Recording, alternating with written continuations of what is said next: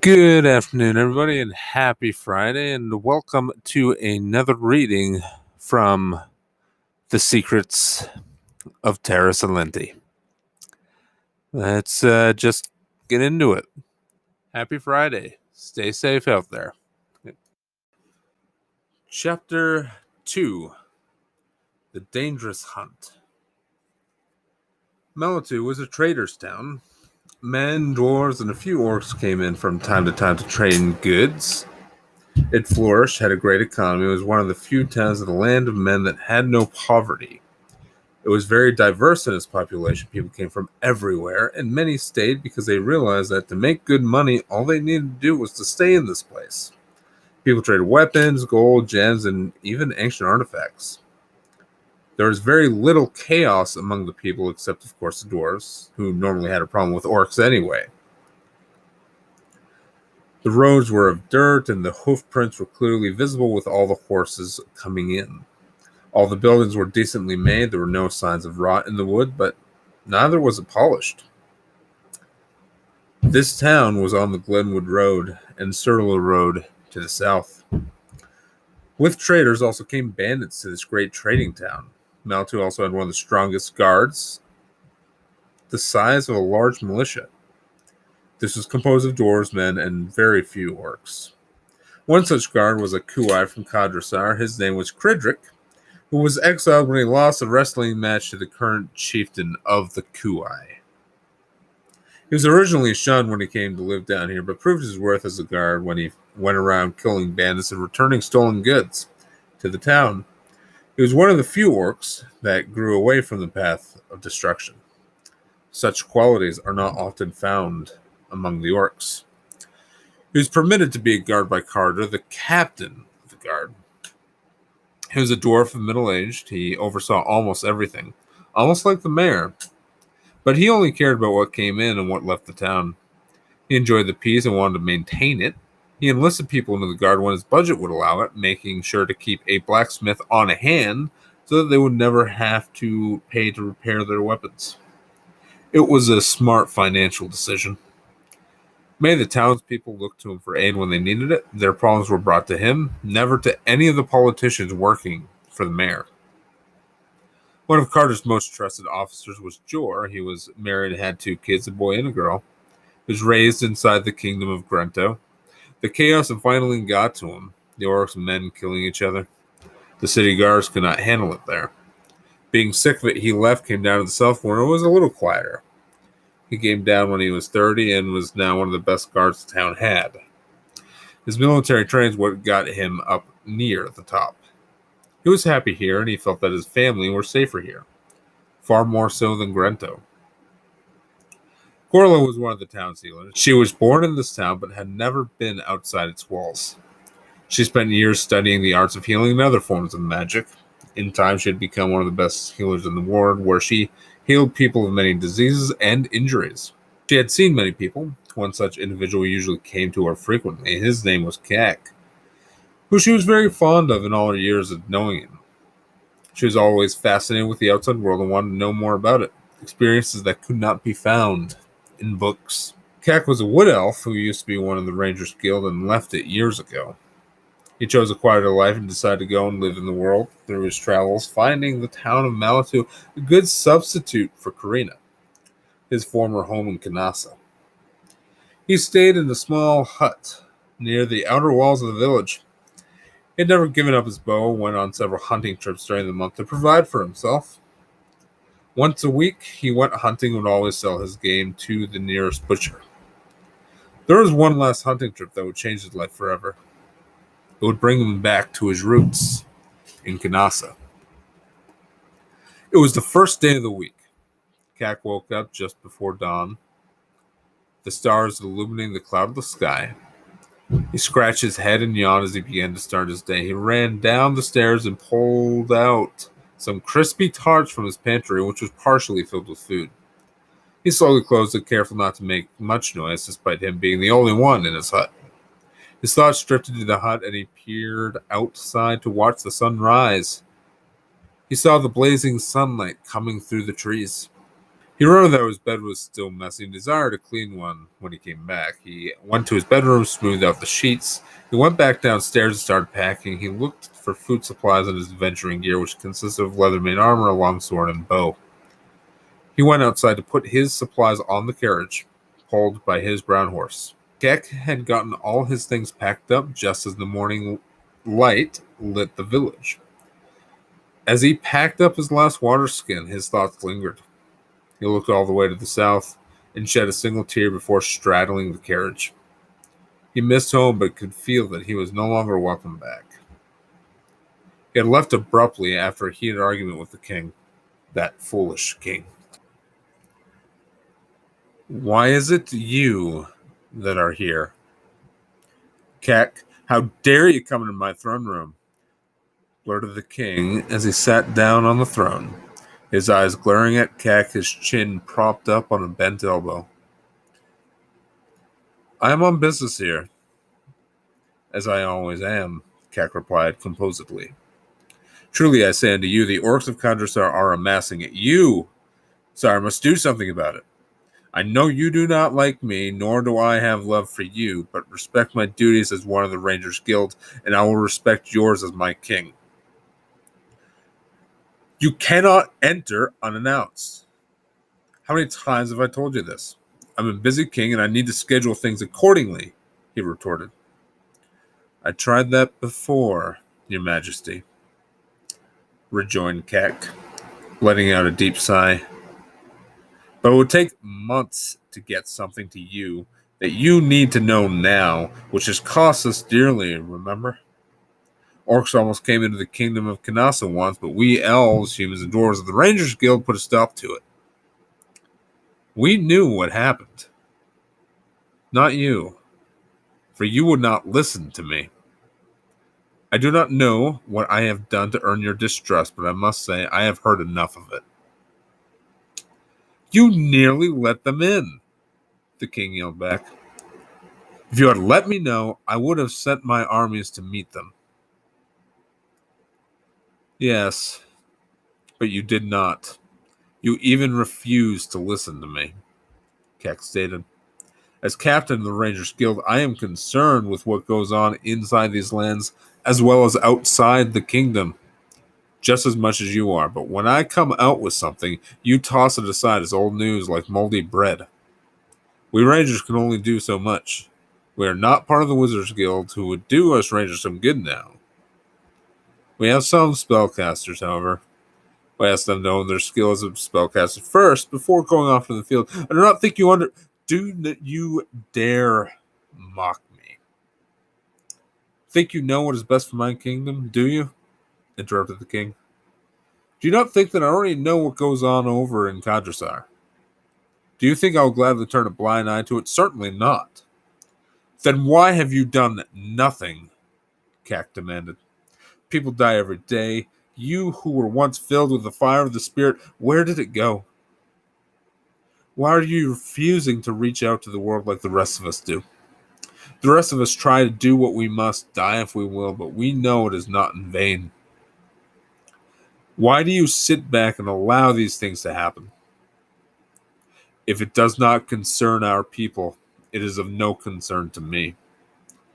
How can you say that?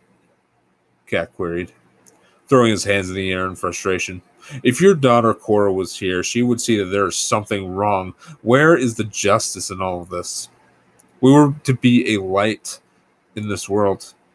Can you not see that without us doing our part, the threat of Kadrasar will grow and will be completely on us? If it affects the world, it will destroy it. What happens then when the kingdoms of men and dwarves fall into the hands of Kadrasar? Will their lust for power stop, or will they go on? Who then will they march against but us? Do not dare bring war into this, replied the king. You have not seen the things I have. You have not faced the ultimate destruction I have. You did not see your daughter die in your arms. Do not speak to me about war, for you know nothing of it. There's a war going on even as we speak, but of a different world, parried Keck. This one I have seen, and I must tell you, this war is far from over. I have seen More things than you could possibly imagine. I may not be as old as you or saw the destruction of the time of great trials, nor do I have a daughter to watch die in my arms, but what I have seen, he took a step back, is inside the abyss of hell. My king just spent 1 hour there. Just spend 1 hour in that realm, and everything else you have seen will appear very small against the things in the abyss. Get out, you demon. The king stood and pointed an accusing finger at him. Get out of my kingdom, my force. I do not wish to see you here again. Leave your duties behind. I want you out of here by nightfall. Pack your bags and leave. Time goes by, Keck replied, feeling like a failure. I will do as you say. He went to his home in the middle of the afternoon. He took out many papers and grabbed his coin bag. He saddled his horse and left the forest, seemingly never to return. He never spoke to anyone about his departure. Keck carefully examined everything he said to the king. What could I have done better?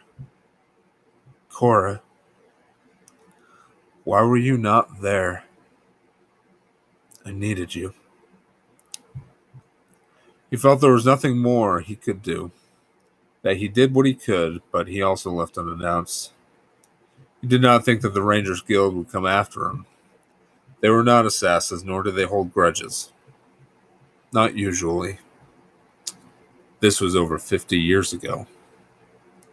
Everything was in his carriage, including food and water. He donned his armor and secured his sword at his waist. His bows and arrows were strung over his shoulder. He walked into town just before the sun rose. He was in the center before he was stopped by Corla. Ah, the mighty hunter approaches, she said mischievously, leaning up against her staff, her blue cloak swaying in the early morning breeze, eyes studying him elatedly. To fend off his hunger as well as those around him. Such a noble thing indeed. Well, Corla, Keck replied, turning ever so slightly to face her.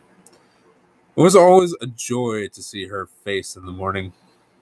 It will be a rather long week ahead of us. The winter is closing in and food is necessary. It is one of those things I enjoy from time to time. He laughed. There was always something to laugh about, and this elf was never one to hold back, not even with his jokes. Some funnier than others. He was thought of by many as the most optimistic and funniest of people. And the joy of the great hunt brings peace. It's so much simpler than many other things. More so than finances and even more than living a day at the ward or even on guard duty. Do not let these petty things shape you in life. It is not worth the added effort. Corla laughed at the elf's take on the world. The people of it, anyway. What is the outside world like, she asked. It had long been her dream to see outside the village walls, but she had never gotten around to it. Even now, she was tied down by her duty to the village, which was to see to the ward, make notes on patients, and assist in their recovery. Oh, how I desire to know what it's like to walk along the roads. It can be a dangerous thing, just walking outside your yard. Some things outside you will never forget. The things you do not forget are the things you wished you had never had seen. This is the truth. Keck explained, his face turning grim. He was haunted by many things he had seen. A tear rolled down his cheek. There are many things I have seen that I wish I had not, and things I have experienced that I wish never happened. That is the road of an adventurer, and even in my past, where I received more clerical duties, that was when I saw too much of the king. He sighed. But I must be going, Corla. A pleasure as always. I will see you when I come back. Do not worry, I'll probably still end up breaking something. She nodded, a small smile playing upon her fair lips, and she watched him guide his horse-drawn carriage towards the eastern gate. This was where he hunted the most, The west was hardly the home of woodland critters.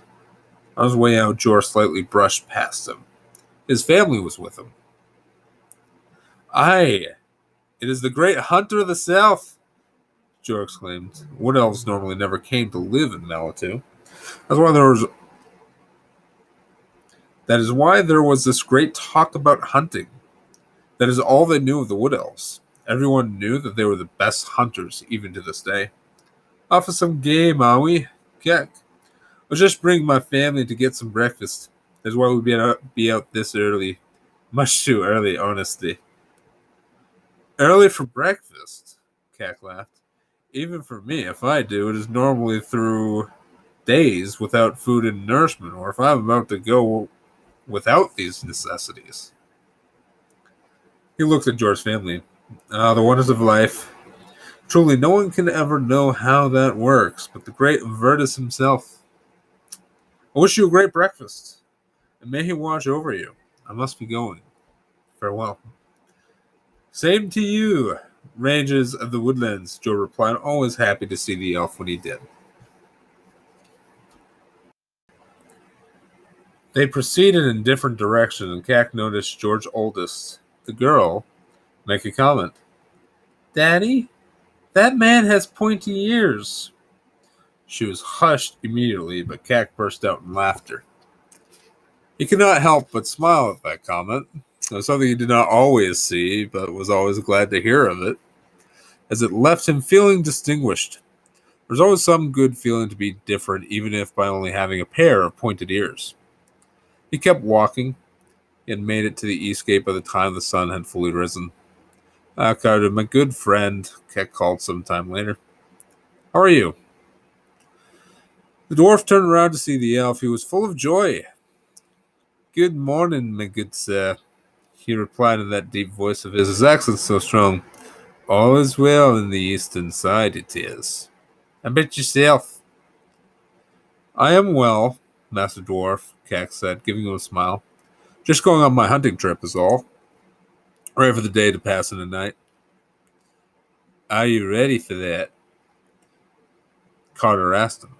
Does that not make the hunt more difficult? Yes, and then again, no, he chuckled. Though it makes it difficult to see, it also in turn makes you harder to detect. If you are quiet, that is, their prey never expects a hunter to hunt in the night. Their awareness level is down. I found this out when I was hunting with my friend Yun back in Kanasa. Do you ever wish that you had not left Kanasa? Carter asked him. He did not know much of Cack. He had walked through the village many times and met Cack when his dwelling place was in the woodland realm.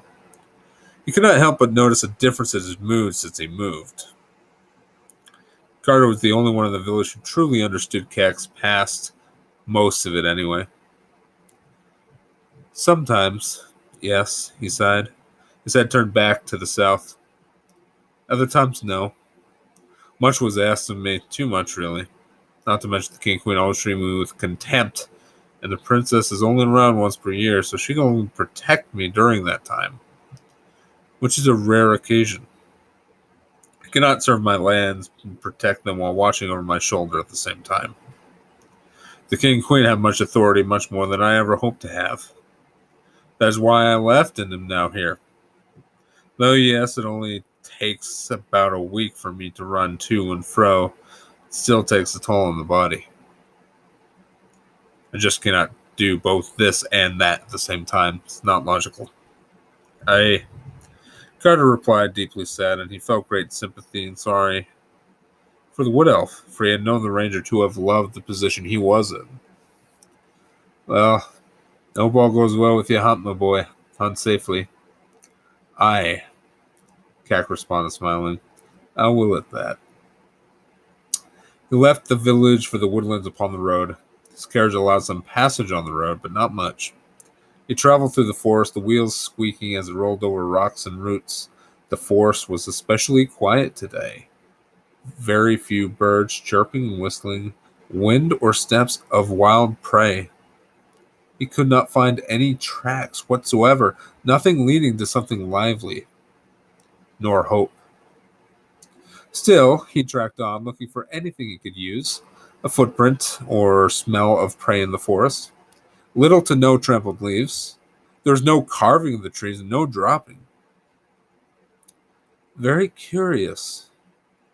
Seems as if there had not been any creatures on this side of the village in a long time. That was different last month. He looked up, and when the moonlight shone through the trees, it revealed a deer out in the small opening. He took an arrow, pointed at it, and shot it, but he was too late. The deer moved, and with what ordinarily would have killed the deer instantly, only sent it running. The arrow pierced its hind leg, giving it a limp. Kak ran after it immediately, taking out another arrow. His horse soon followed as he trained it to, drawing the carriage. But he had not trained it, however, to move around the roots or narrow spaces between the trees. They were stuck. The horse neighed, its breath growing white mist. Kak followed the deer to the other side of the Glenwood Road. He had noticed some torches lying around as if there was a camp there. He came to a sudden halt when he beheld the sight of goblins strewn across the clearing. Their blood decorated the trees, and many body parts were scattered. Some near the fire, and others lying on or near the bushes. Well, do not think Maltu need worry about bandits for a good time now, he thought to himself, letting out a small chuckle. He looked around the encampment, but found nothing useful. We'll just go off the road and just slaughter an encampment of goblins. This does not make any sense whatsoever. Whoever did so was either too sure of themselves or stupid or had a death wish. He marched deeper into the forest as he walked with his bow out. His legs were surrounded by a cool mist. This forest had slanted downward into a swamp, and he walked to it. The mist dispersed, revealing what appeared to be the walls of the city. What in the name of Invertus is this? He never once blinked his eyes. Much of the walls were covered in moss, but the walls appeared to be stable. If anyone decided to take the time, they could rebuild the city just by clearing the moss from the stone surfaces. Where the gates of the city were appeared to have rotted out. This was one of the parts that collapsed. Kak's curiosity got the best of him. He thought of his adventuring days he had left behind. Now he could sense that same excitement again. He kept going down towards the swamp and looking for an opening. After searching carefully, he found a break in the wall. He went in through it to get his first shocking glimpse of inside the city. The buildings and ground had been completely covered in moss. Much of the windows were also covered, and it would be impossible to open any of the doors with the concentration of so much of it. With every step he took, he could feel the water seep in through his shoes. He watched every corner. He crossed and saw nothing move, but what appeared to be skeletons whose bones were also covered in moss. These ruins looked like they had been gone for thousands of years. He walked deeper into the center of the city, not knowing what it was or where he was.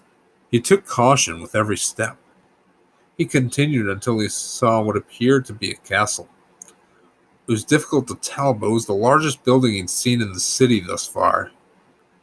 Steps crawled up two large double doors.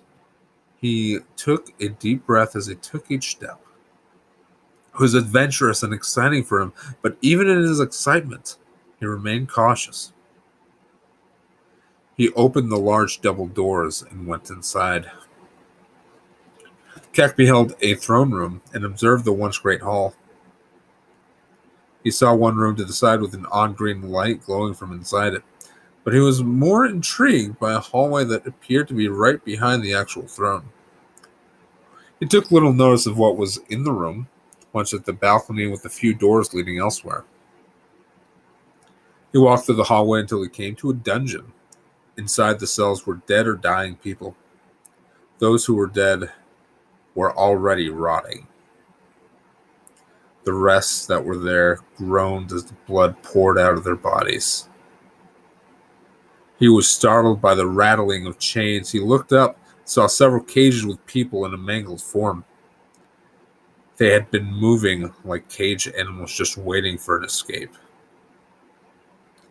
Where am I? He thought to himself. You are in Terra, Silenti, came a stammering voice. He turned around sharply and saw a woman wearing a dark green cloak leaning on a sword with jagged edges. Who are you? He replied. His eyes shifted towards the sword. He had never seen one of its make before. It instilled fear in his heart. She answered my very thought. How is that possible? No magic spell I know of or heard of can allow this. He remembered the name of the place. It was a place long forgotten, rarely spoken about. There were many myths and legends about it, but none were ever confirmed. Very few still living knew the nature of this place. His thoughts went to one such legend of a madman running around killing all the people in the city and burning the remains. My name, you need not know, she said, jerking her head with every pause she took. Her voice seemed sweet and soft, like that of a motherly love to her child. What be your name? Who are you? Why are you in my dwelling place? I am Cack of the Woodlands, he answered. Every word trembled with the feeling of fear behind it.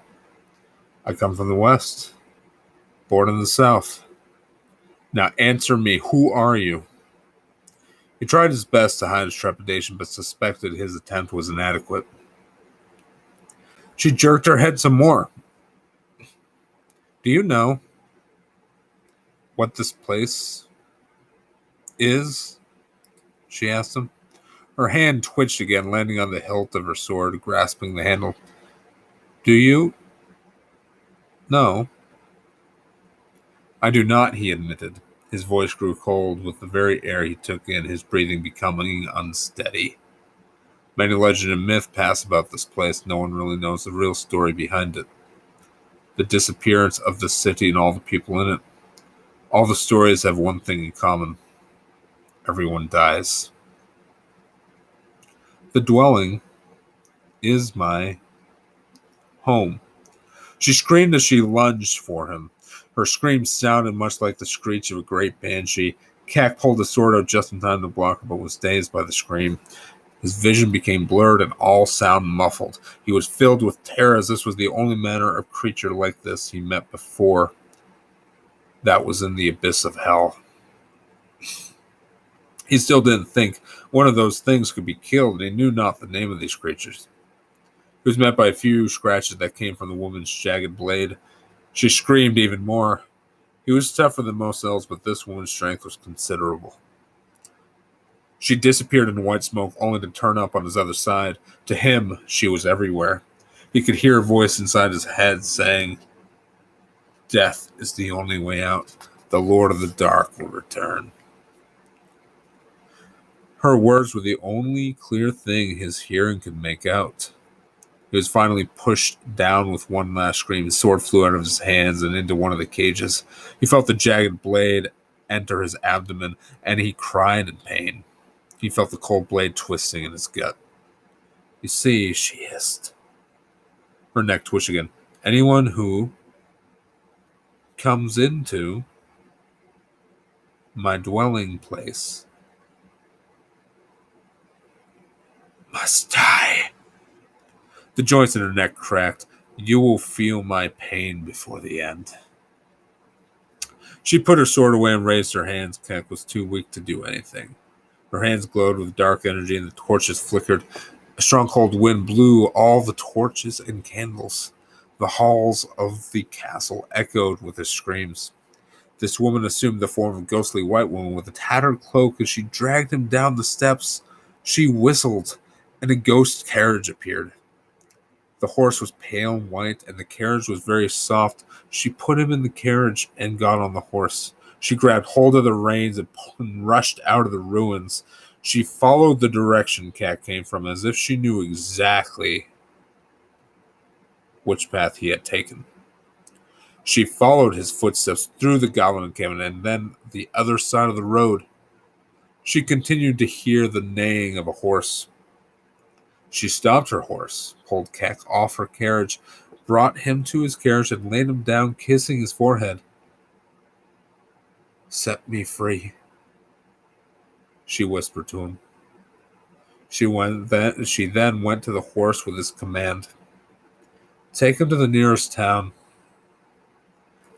With that, the horse ran with great haste to the road as the ghostly thing went back to her horse and rode the other way, relighting all the torches and candles. Keck's horse galloped towards Malatu, the only town she knew how to get to. With great haste and bumps, it was a wonder Keck never got up or fell off the carriage. The horse made it safely to Malatu, to the east gate at sunrise. Carter was there, taking names of people that were coming in. Did not look up at the horse with no rider. "Name? Where are you from? What's your business here?"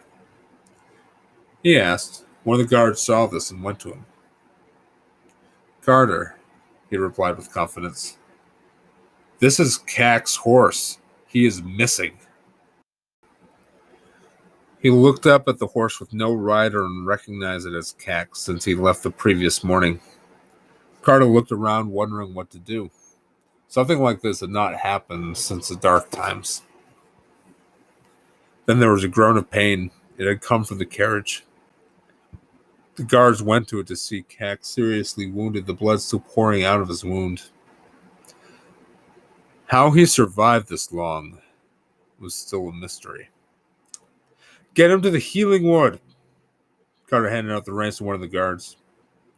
"Make sure he gets there, or mark my words, if he dies, I will personally put your head on a pike. Now go." The guard immediately took him to the healer's ward. He brought him there, which was not too far away, over by the southern gate. "Healers, get out here," he demanded. "We need your healing powers. We have wounded." Immediately, Corla came out and gasped when she saw Cack in his condition, her eyes wide. She felt her heart pounding in her chest. Thud, thud, thud. She knew this was no mere accident. What could harm a ranger as serious as this? One so seasoned as he. "What happened?" she asked. The guard helped another healer pull the victim out on a stretcher. Her thoughts drifted in and out. She could not separate reality from fiction during those first moments. "He is sorely hurt, madam," the guard said. "He needs your attention now. I gotta get back to my post. Get him a bed on which to rest. He needs help. We do not know what happened. He arrived in this condition." Guard ran back to his post at the east gate to report that Cack was still alive. When he reached the healing ward, Corla and a few of the healers escorted him to the main room. He was laid on the bed where they cast their spells on him. Divine light from the Virtus came down and filled the room. Corla helped the healers with this and recorded everything that had happened, which included all the procedures, spells, and supplies they used. This also included the time that was used, who did what at what time, and what outbursts Cack had. There were quite a few outbursts in the time to come. How could one so long be stricken like this? What did he do? What did he find? Who did he find? What evil is now out there? All these questions presented themselves in Corla's mind, but no answers would come. And thus concludes Chapter 2 of Secrets of Terra Silenti. In this particular chapter, you are actually exposed to all of the major characters who are at play with the rest of the book. So I will continue to be reading and posting these periodically. Obviously, it takes me about like 2 or 3 hours to get through a chapter. So just keep in mind with that. Again, I will be posting up a some housekeeping review on Claymores coming up, as well as Rise of the Shield Hero. Elantris is still forthcoming. I'm almost finished with that. It's just been really too busy to get much into that. Also, be on the lookout for a reaction video a little bit later. Not a reaction video, a review on the first episode of Cursed, which is supposedly a take on the King Arthur legend. Just be on the lookout for that. And without further ado, happy Friday. Sorry, this has been a little long.